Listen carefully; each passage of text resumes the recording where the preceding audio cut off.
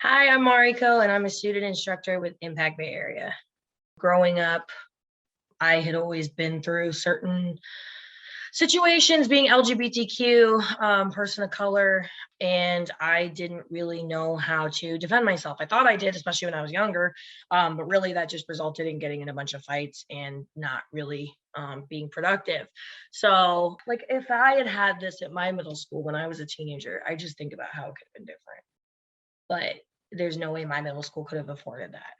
Instructors cost money, suits cost a lot of money, you know, the mats cost money. I hate that we have impact, but like, or that we have to have impact, but I love that we have it.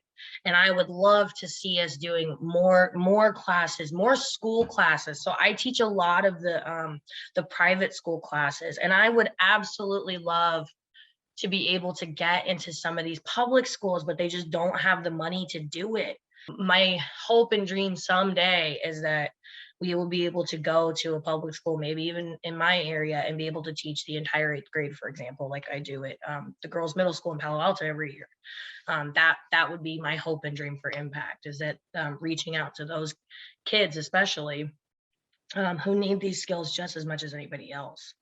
I do a lot of the private school classes because I believe in starting young, like why wait until, not that there's anything wrong with it, but why wait until we're older and adults to be doing this? Like, let's start with the teenagers, let's start with the middle schoolers, have them setting healthy boundaries, have them even aware of boundaries and their intuition. We're always taught to kind of ignore our intuition, especially as women, and it's like, let's try to reframe that, especially for younger people, so that hopefully we can try to avoid some of this stuff that happens later on in life. And I do believe that the money is a big part of that.